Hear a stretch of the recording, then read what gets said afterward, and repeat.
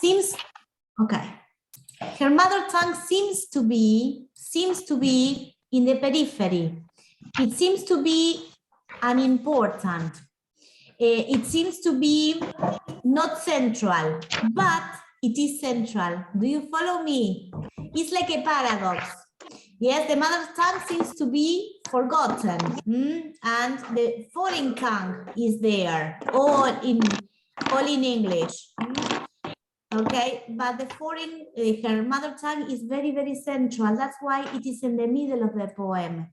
Yes, it's not in the border or at the beginning. It is super central. It's she thinks she has forgotten it, that she cannot speak it, but there it is. Her mother tongue is central, yes, in the middle of the poem.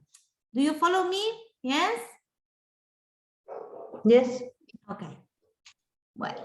Yes. I put the microphone in silence because I have a lot of noise. Okay, well, here I have the door, the neighbor's dog is barking, my son is coughing because he has a cough, so don't worry, yes, okay. But basically I wanted Sí, to make... yo tengo... Sí. No, el vecino está cortando con una motosierra, por eso. Oh my God, that is terrible. Okay, that is really disruptive. But basically that was the idea of how... I don't have a sound problem, but I don't use the camera because I'm in the bed. Because I was taking a nap and I forget that I have class today. So then I see people here and I was like, okay, that's why I sent the message, because if not, you forget you have your class today. But basically, this is the point about having the mother tongue, the structure, no? English, the mother tongue there, central in the middle. Is important or not, the mother tongue? What do you think for the writer? Yes, it's important, but it's not necessary to understand the poem. No, it's not necessary to understand this part, but it is central to the poem. Yes? Okay? Yes. Cecilia? I think... Cecilia? Yours in I think she writes in the middle of the poem because it's very important for her, her mother tongue. That's right. Even though the readers don't understand what she writes. Exactly. Exactly. So, because it's not important that we understand what she says in her dreams. What is important is that her mother tongue is in her mind, is in the center, yes, here, in the middle of the body, yes, of this poem. All right. Okay, I like the way it opens. You asked like if it were in the middle of her heart. That's right. It's super central. Exactly. Yes. Well, I don't remember all the comments I wrote. Yes, in your files, I wrote back. Yes, and I added some questions for you to think about. Yes, and you can ask me if you have doubts. Yes, basically. What she says here is, you ask me. Yes, okay, so here she's sort of addressing the reader. You ask me what I mean by saying I have lost my tongue. Yes, and I ask you. So this is like a dialogue between the poet and the reader. Yes, okay. And what would you do if you had two tongues in your mouth? Yes, and lost the first one. The mother tongue. Yes, okay. All right. Well, wait a minute. This is all, it's a hypothesis. What would you do in that situation? Yes, what would you do if you lived in a place you had to speak a foreign tongue? Yes, okay. Okay. What would happen to her mother tongue? It would rot. Yes, and die. Rot and die. Look at the emphasis. Yes, rot and die, like complete destruction. yes, in your mouth until you had to spit it out. Yes, okay. Well, but we know that overnight it is there, the mother tongue. She thinks that it is dead, but it is not. Yes. And then what happens to the mother tongue?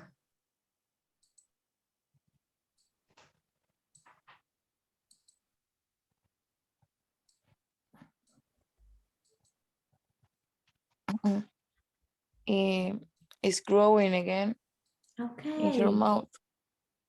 It good. starts to appear. All right. And in what way does it open? Does it grow? And first appear in her dreams. Yes. All right. And in what way does it grow? What things grow like this? What grows first a shoot, then moist, then there's a bud which blossoms. What is it that grows like this?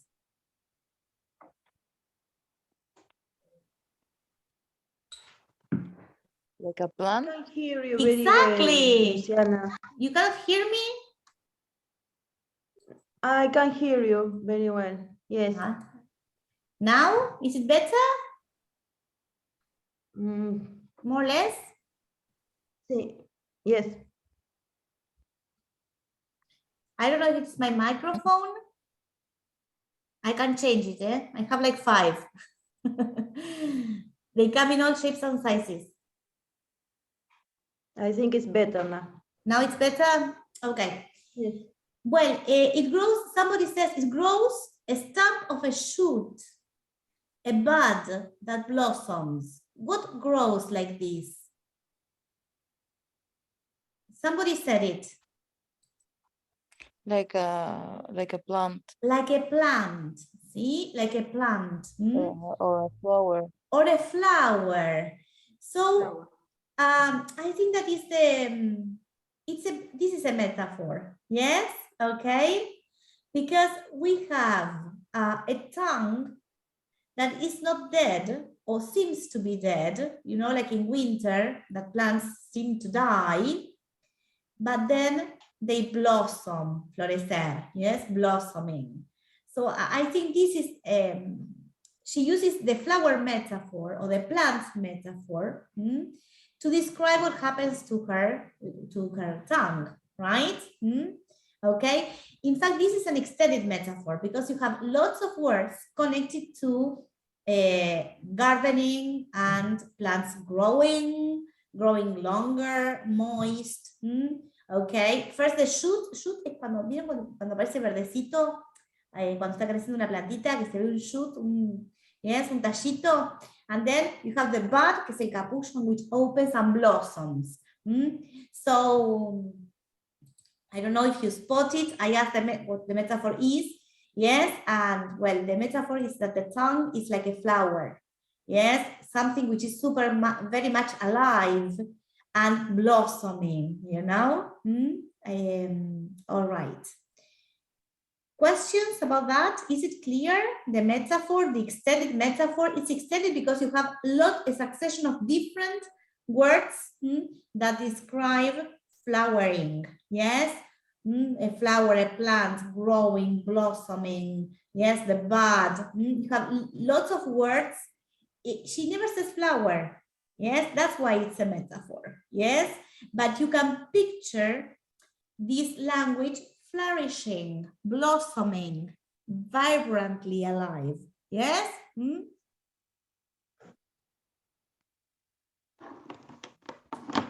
Okay, well, then there is a lot of repetition. Yes? Which words are repeated? I don't have the poem printed, so I can't remember. But can't you see my, you cannot see my... I couldn't print it. No, but can't you see in the screen? No, I can't see it. It's But apart, it's like está como trasladada la imagen. Really? It's a Word Yo- document. No, yo la veía bien, ¿eh? Ah, okay. Thank you. I'm going to do this. I can make this smaller or Ahora sí. bigger. See? Okay. Yeah. Discúlpame, So Luciana. Sí. Igual, no, que cada uno puede modificar el tamaño de la foto que ven a un costado y de la imagen que vos compartís. Sí, claro. Me pueden poner a mí sola, pueden poner a nadie, pueden poner pantalla completa. ¿Sí? Ok. No sabía I cómo put decirlo en inglés. Yes, ahí está. I minimize the options and that helps. Yes? Ok. Bueno, so which words are repeated? Tongue. Okay. Yes. tongue and tongue Mother tongue. appears like 9 times. Oh, yes. And why do you think that is so? Yes. Tongue. Look at this. 1, 2, 3, 4, 5, 6. Okay. Well, in the second part, no. But in the first one, yes. Why do you think this is repeated so many times? Because it's the main theme of the poem. That's right. Yes. Okay. And the tongue is not literal, see, because, well, you have your tongue, your mouth, but here it means something else. This is like a metonymy. Somebody mentioned metonymy, metonymia, metonymy. This is a part, see, for what? The tongue refers to the language. Sí, ¿y qué más? Right. The language and what else at the macro level? The roots. Your roots. Yes. What else? Your identity. Very good, Cecilia. Thank you so much. Yes, it's like if I say the mate. See, what is the mate? A drink. Is it only a drink? No. Yes, it's the metonymy for the Argentinian. You know, okay? It's local, it's sharing or not. Yes, okay, it's being Argentinian. Yes, when you say, where do you come from? Use 2 words. Some people say, mate a Maradona, or mate Messi, or no. Yes, okay, well, the tongue is symbolic of all these elements. Identity, language, roots, where you belong. So we have like 2 metaphors. The metaphor of the tongue, symbolizing identity, and how does she feel? How does the writer feel? What do you think?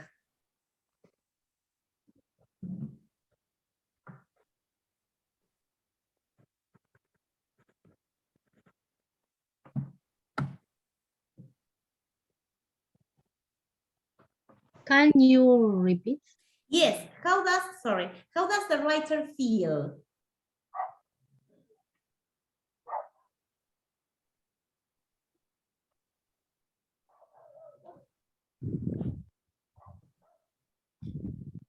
Like she lost a part of her identity. That's right. See, she feels like divided, broken. Yes, okay, that she's losing part of her identity.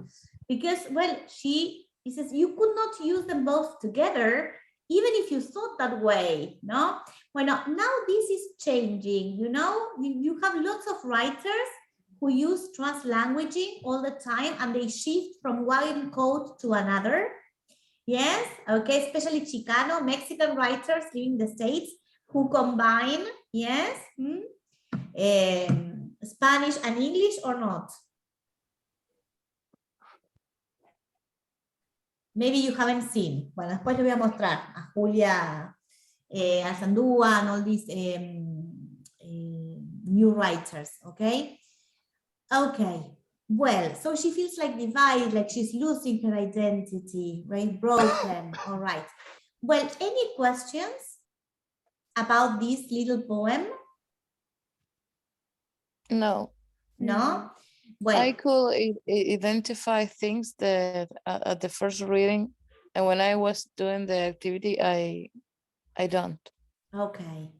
Don't worry, because this is normal, and that's why I do it with you. This is training, yes, okay? And look, the repetition. It would rot and die. The emphasis is not only to rot, to die. Yes, and you have to spit it out. Yes, all the emphasis on dying. Yes, that's why all the repetition of, you know, the words are not there just because they are used on purpose, like we always say. Yes. So the repetition of tongue, because it's so super central. Yes, the emphasis on it dying. Yes, and then the discovery that it is not dead at all, right? Okay, well, did you like it? Was it difficult? Okay, so what do we have? In a post-colonial perspective, you consider texts either coming from post-colonial times or from colonial times and looked at from another perspective. Some other texts are rewritten by post-colonial writers using this post-colonial perspective, okay? Well, now, yes. This is like a summary, yes, okay? What is the idea? We analyze texts, yes, okay? And the idea is to deconstruct, ¿sí? Romper el molde, ¿sí? Okay, deconstruct, to break with certain constructs. Do you remember when we analyzed the advertisements of the soap? Yes. Do you remember? Yes. Yes, Milena, Augusto? Yes, yes, yes. Okay, well. I'm not. You don't remember, Milena. This was an advertisement for soap, the jabón. See, Cecilia, it was from colonial times. Ah, yes, now yes. Yes? Sorry. Okay. Well, during colonial times, that advertisement could have been okay. But in our time, see, in post-colonial studies, what do? We deconstruct. We break without construction. We break with racism or with social Darwinism, see? So, and the idea is to decenter, see, decentrar, see, to move away from the center. So, usually we have the self, which is the center, original, good, cultivated, true, yes? Like the European. The European is always at the center, is good, is cultivated, is civilized. And the other, see, por eso decimos the othering, see, is seen as marginal. See, the other is the marginal, is a copy, is bad, savage, or false. See, do you remember the black man's burden and the white man's burden? Yes. Bueno, yes. The white man's burden is the self. Yes, it's a European center. Yes, okay. The black man's burden is a deconstruction of the white man's burden. Yes, okay. Saying, no, wait a minute. Europeans, yes, okay. The white man is not, it's not their burden. Yes, the poor people of Africa, yes, who have to suffer colonization are the victims here. So is it clear? I am in the garage, my house, and I have, you know, the center and the periphery. See, okay? So we have the center is what we think should be, or we know, or is familiar, and what around it is unfamiliar. Yes, but we need to see this other. We have to bring this other to the front. Yes, okay, that is the idea of decentering. Yes, is it clear? Yes. Yes. Yes. Okay. That's why usually in post-colonial perspectives, the marginal comes to the center. Yes, okay.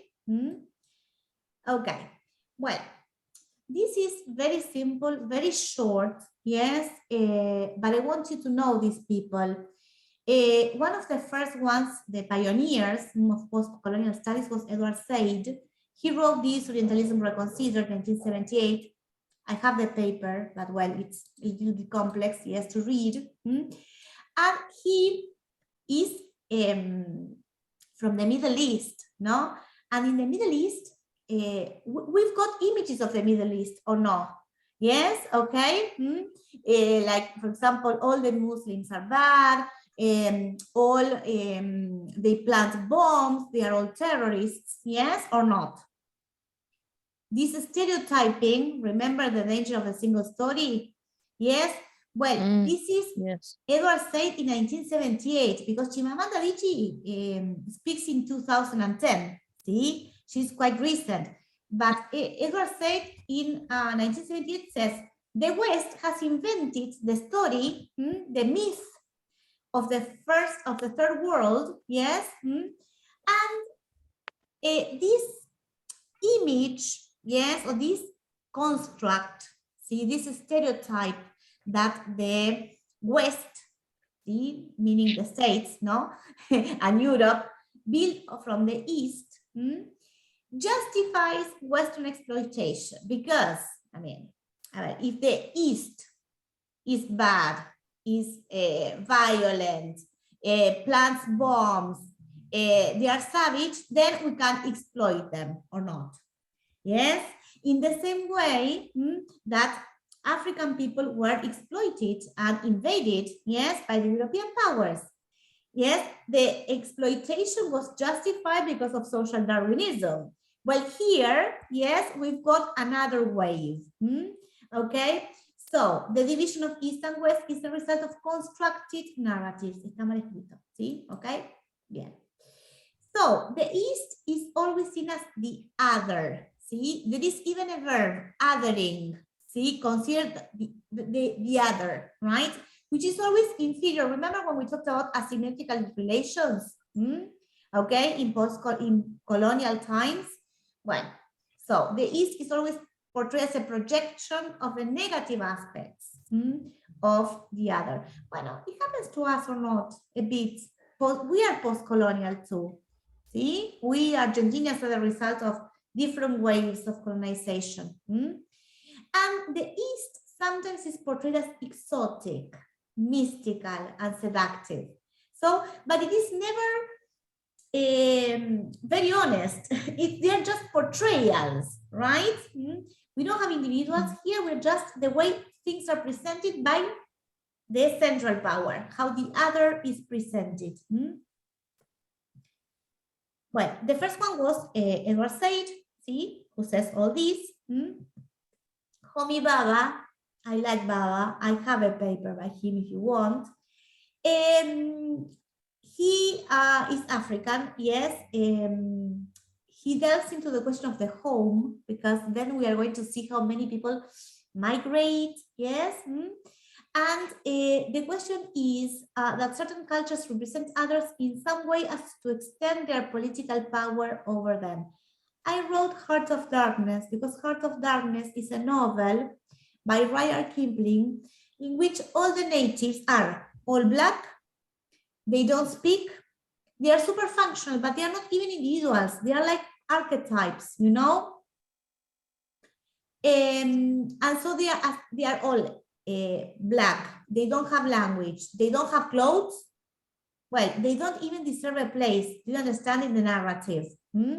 They are not civilized, they are savage. So as they are savage, okay, we can colonize them and we can use them. Yes, okay. Well, Gayatri Spivak she's an Indian feminist, deconstructed critic, all because she brings the issue of the woman into the stage. And she says, can the subaltern speak? Because she says that women are silenced in India. First by male, see, and then by colonizer. So like they don't stand a chance of saying what they want or voicing what they want to say. Yes, well, these are key terms. We're going to work with them little by little because I'm giving you this in a second, but there is a, you know, whole set of things to read. The key terms are otherness or othering, see? Then there's the question of hybridity. What is a hybrid? A combination of things that makes one. Okay, right. How can we apply this to post-colonial perspectives? Someone combination who of is in cultures the that middle. makes one new. Okay, that's right, combination of cultures. Cecilia? Someone who is in the middle of Exactly. two. Okay. Can we apply this to search for my tongue? Yes, Mm, because it use the two languages in one poem. Yes, that's right. It's a hybrid condition. She feels that, for example, the mother tongue, you know, and she moves from one to another. Yes, she is a post-colonial hybrid, right? Well, we are all hybrids, in fact, if you come to think of it, yes? Yes. But hybridity is like an issue, feeling that they do not belong. Yes, where do I belong? Which language should I speak? Where should I live? Yes, these people have these issues, not only because of post-colonial, yes, some of them because of colonial control, but some others because they move. They move cities or they move countries and they feel, where is home? Where do I belong? Yes, who am I? Yes, issues of identity too. Okay, good. Well, then we have the question of discourse and hegemony. I mean, you know, discourse, how you paint the other, how you describe the other, and you know, if the East is violent, terrorist, well, I can exercise power, hegemony over it because I have a reason, you know, to do so. I am right. Is it clear? yes, yes. No, but I think that I lost the. Now I don't remember what it means. Hegemony. Hegemony is asymmetrical relationships and having the power to do something, yes, to other people or to another country. For example, Okay. I laugh because we watch American movies, yes, or you watch 007, ¿sí? 007, ¿sí? ¿Cómo se llamaba? James Bond. And James Bond is always the hero, white, Western, who fights against the others. The others are always terrorists, Russian, see, and from the East, or no? Yes. Yes, okay. Well, this is discourse, how I portray the other, and hegemony. Okay, as the people from the East, the Russians are bad, they are terrorists, they are communists, they are assassins, you know, I have the right to kill them. Yes, okay, for example, or to persecute them or to wage a war on them. Well, at this point, the question of Russia is a bit, it's another question, yes? But hegemony is hegemony. I mean, who has more power? I'm giving you, I'm thinking of this, and there are lots and lots of examples in which one country wants something from another and can paint a discourse, yes, or a certain view of the other in order to exercise power of them. Another is, for example, all Africans are poor, they are illiterate, they are all savage, they don't have clothes, they are all dirty. Okay, let's colonize them because we can make them better. Yes, we can improve their life, right? So this is the question of discourse and hegemony. Yes, that's why, again, the single story, yes? Well, and then the last one, which is writing back. Writing back is super interesting in my view.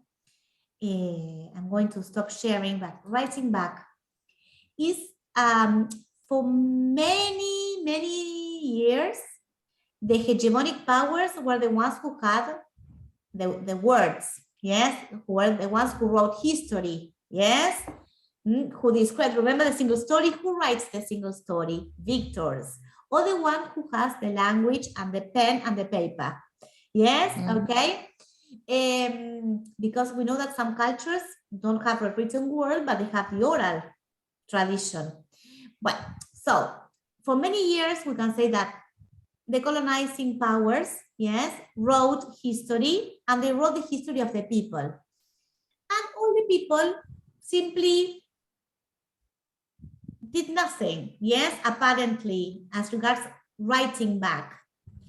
This, well, after post-colonial times, many of these people who were colonized, for example, Chimamanda Adichie is a representative, but there are many scholars who then had access to education, went to university, and they started writing. And what they do is they rewrite history. Do you understand? Yes? They take a text written by the conquerors or the colonizers and they write the other part of the story. Remember Chimamanda Adichie, The Danger of a Single Story? Yes. What they do is to write their story, yes, from their perspective. Or they write about their people, yes, or about their experience. Writing back is like answering to the colonizer. It's being empowered, you know, having the power of the word to write back, to rewrite, or to write whatever you want to write about your people. Is that clear? Yes. Yes? Okay. Now, the question is language. I have it here, but I'm going to share it with you. Language is always central. That's why, you know, you're going to be teachers of English, and the linguistic part is super central because language, like in Search for My Tongue, is the marker of identity. Yes, okay, is your culture, your identity, your language. So what happens in post-colonial studies with these texts? Language is important. Now, there is a duplicity. Some people say that writing in the colonizer's language is wrong, or is like continuing with the being part of the colonized, see? But some people say, no, because now we can appropriate English and we can use it to write it back. So it's not a tool for manipulation, but a tool to write back. Yes, okay. Or to write a different story. Yes, we can do, we know it's the colonizer's language, but well, we were colonized. We speak English, okay. The world speaks English, let's write in English and let's say what we want to say. Yes, okay, and let's use English or abuse it or appropriate it or write in our own English. Whatever you want, right? Because after all, when you appropriate the language, you do whatever you want with it, all right? So language, again, is very, very important. And sometimes you will see that there is a mixture, see, of the two languages. Like in this one, in Search for My Tongue. Yes, okay. Here, can you see? The emphasis is on identity as doubled, see, or unstable. What happens in Search for My Tongue? Is the identity doubled of the writer? What do you think?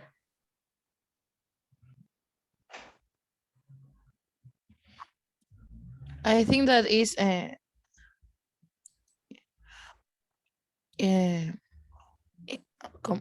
separate. Okay, but separate from where? Like you can't be just yourself because you're living in another country, so you maybe have habits and things and use sometimes or in your mind your mother language, so some of you mother language, mother culture and things appear, but in a low way. Okay, yes, not so open, right? But well, this question of being split identity or doubled, also, sorry, because she has these two languages, and unconsciously at night it appears. So she has like two tongues. It's the double, identity is there. Okay, well, all right. Well, here you have more stuff. Yes, what post-colonial critics do, I'm going to explain them very briefly because it's a lot. See, they reject claims of universalism because each culture is unique. So not everybody does the same thing. Yes. They examine how other cultures are represented, how is the other represented? Yes. Show how literature is silent of matters of imperialism and colonialism. These, we are thinking about the 80s people, and now we are in the 20s, yes? So this is happening now, right? Chimamanda Adichie, for example, among others, see? Chinua Achebe. Now there are lots of writers who write, from this perspective and because their countries were former colonies. Before it was silent because who wrote? The colonizer, but now in post-colonial times, the new nations are writing about it. Yes. Obviously, it foreground las traen adelante, ¿no? Questions of diversity, cultural difference, that before were in the background, como not very important. Now they bring it, yes, to the center. What are we concerned with? Giving voice to who? To diversity, to cultural difference. Okay, we of people who belong to more than one culture. After colonization, we have all the result of colonization. All the new generations who become bilingual, who, experience the birth of new nations. So it comes to the front, see? The diversity, the hybridity, belonging to where do I belong? Yes? Okay. They assert that marginality, plurality, and otherness are sources of energy and potential change, that these elements are good. Being marginal is not bad. Yes, because these people have been marginalized and now they're coming to the center. Yes, okay. Well, there are different things that post-colonial critics have done. First, they analyze white representation of colonial countries, they deconstruct it, and then they write about themselves. Okay, is it clear? I'm mentioning this because we are going to read a short story that contains this post-colonial perspective. Yes? Okay. Any questions about that?